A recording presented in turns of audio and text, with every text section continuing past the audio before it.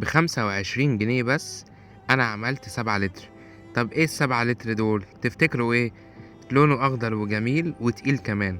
معاكم الشيف أبانوب، ويلا النهاردة مش هاطبخ لكم، لأ ده أنا هاعمل لكم حاجة أحلى، واللي هيعرف يكتب لي في الكومنتات. يلا بينا نبدأ. أول حاجة عندي كده إيه، طبق حلو وكبير هنزل فيه ب7 لتر من المية. عرفتوا الوصفة ولا لسه؟ لو عرفتوا يلا اكتبولي في الكومنتات. شايفين يا جماعة المية لازم تكون مية عادية خالص. بنزل بيها فين؟ في طبق عندي كبير. وبعد كده نزلت كده عند بتوع الصابون. جبت حاجة اسمها سان لوكس. سان لوكس ده هنعمل صابون اللي احنا بنغسل بيه بقى المواعين. حلو جدا. جوه الكيس هنلاقي كيسين، واحد فيه جل كده وواحد فيه حاجة لونها بودر خضرا. هنزل كده بالكيس اللي فيه الجل على ال7 لتر مية.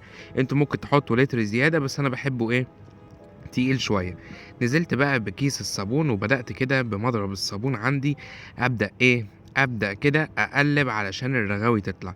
بصوا بقى كمية الرغاوي اللي هتطلع. ها، عرفتوا الوصفة ولا لسه؟ النهارده هنعمل الصابون اللي احنا بنغسل بيه ايه؟ بنغسل بيه المواعين.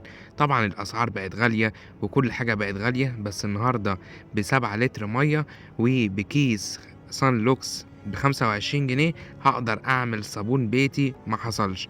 وممكن نضيف له اضافات كمان، بس انا هقول لكم ازاي نعمله. شايفين يا جماعة الرغوة وحلاوتها؟ هبدأ انزل بقى بالكيس التاني اللي فيه بقى اللون البودر ده، لون اخضر حلو كده جميل. وطبعا سان لوكس منها انواع كتير، عاملين كده انواع كتير حلوه، عايزكم ايه تجربوها. نزلت بقى بالكيس البودر الاخضر ده وبدات ايه اقلب علشان ايه احصل على الصابون السائل اللي انا هغسل بيه ايه المواعين بتاعه المطبخ، اللي انا ايه بقعد اجرب بيها الاكل. بصوا بقى يا جماعه اللون والحلاوه. بفضل بقى اقلب كده، نقعد نقلب كده لحد ما الرغاوي بتاعته تطلع. وبعد كده بعد بقى ما الرغاوي تطلع، شايفين كميه كمان الرغوه حلوه ازاي؟ بسيبه ساعتين علشان يتقل كده ايه وياخد من بعضه. بعد ما قلبت كويس وسبته ساعتين، بقى ايه هو ده المنظر النهائي بتاعه. بصوا بقى بدأ يتقل ازاي.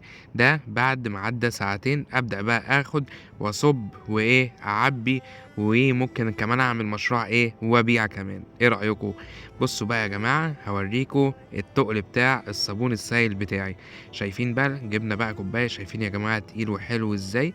يعني ايه احلى صابون سائل دلوقتي احنا ممكن نستخدمه، رخيص وحلو وايه وجميل. شايفين يا جماعة الحلاوة والجمال اهو. بصوا ايه الحلاوة والجمال دي. تعالوا بقى ايه نعبي الازايز بتاعتنا. طبعا جبت القمع ده مخصص بس للصابون. وبدأت ايه، شايفين بيتزحلق على طول. ابدأ كده ايه اعبي كمية الصابون بتاعتي. وعملت 7 لتر من الصابون بكيس ب25 جنيه بس. شايفين بقى الازايز، ابدأ بقى ايه اعبي الازايز. وبقى عندي ازايز صابون. اجرب وصفات براحتي واغسل كمان براحتي. كان معاكم الشيف أبانوب.